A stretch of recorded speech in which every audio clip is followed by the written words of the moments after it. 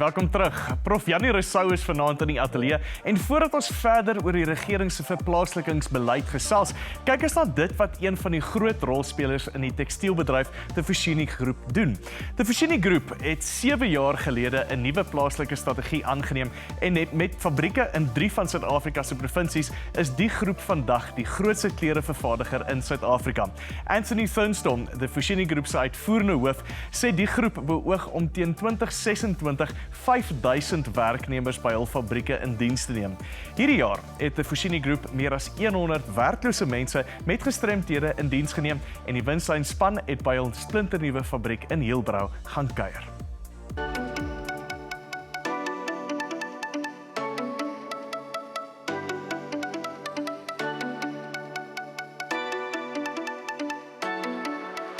In 2019, the clothing industry employed around 52,500 people in just under 690 factories. 18 months later, that figure's dropped to 45,000 people in less than 608 factories. South African clothing manufacturing is very labor intensive. We know that our country has over 70% of its youth that's unemployed. This is one of the areas where I believe that we could do some huge things, and it needs constant development. It's not enough that just we at TFG are doing what we're doing. It needs a much bigger effort from everybody. I also believe that South African retailers need to buy more locally, and when that happens, we'll start exporting again.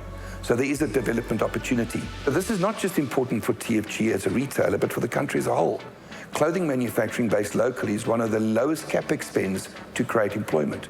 You can create 2 employees for less than 15,000 rand in a medium-sized, relatively modern factory. TFG has a strong focus on employing people with disabilities. That's why we partnered with St. Vincent's and created this specific factory that's entirely made up of people that are deaf. It's almost like we enter into their world.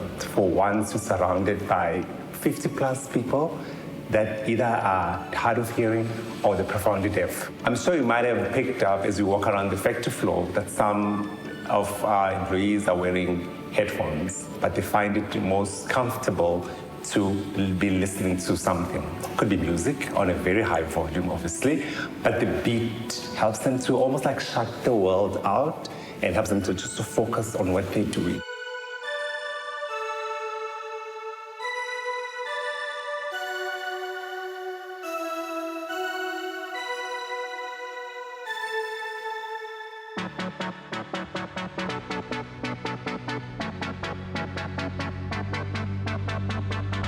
It's been a fascinating journey helping deaf learners on their journey to become ready for the workplace. First part of the program is all about getting the learners ready for the workplace, helping them to work as teams, helping them to work in a group, supporting each other. That was critical to the success of the program. Coming here today and working with them again and following up on things that's awesome. I can tell you I'm extremely grateful for the opportunity to have worked with deaf learners. I'm thankful to TFG for creating the opportunity for deaf learners. I'm thankful to my college for allowing me to be part of it because it's been life-changing, it really has. I have a lot more appreciation for and empathy for deaf people, understanding the deaf community, and I got my sign name, which is a real privilege because deaf learners, when you work with them, they give you a sign name, and my sign name is Charles. Today there are 2 classes of students. They're number 49 at the moment. We're going to be increasing that by another 50 students in February next year. And we hope to have 150 working here within the next 18 months. En wat ook baie belangrik is dat fabrieke nie van masjiene en mure gemaak is nie, maar van mense. Kyk agter jou mense. Wees uniek. Hulle moet voel dat dit hulle fabriek is en nie net jou fabriek nie. You've got to create a culture of caring and sharing inside a business, certainly in modern South Africa. What TFG has done is in recognizing why local is lekker. We've worked very closely with the Department of Trade and Industry, with the Department of Employment and Labour, with the Department of Small Business, and in all those agencies, as well as the Department of Higher Education, all of them collectively as stakeholders have helped us establish our local supply chain.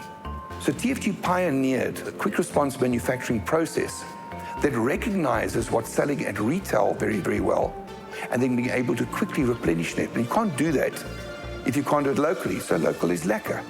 Why is local lekker?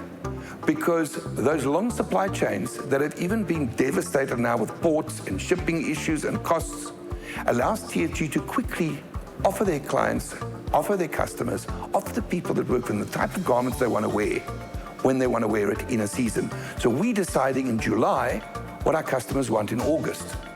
And we can make a far better purchasing decision and design decision and manufacturing decision based on what our retailers want. I can only see the supply chain becoming more verticalized, more integrated, more digitized, and offer more value to the what seemingly was a huge risk, but certainly in the short term is showing great dividends. And I think there's a lot more that we can extract out of our local supply chain, and I think the board of TFG should be thanked for that.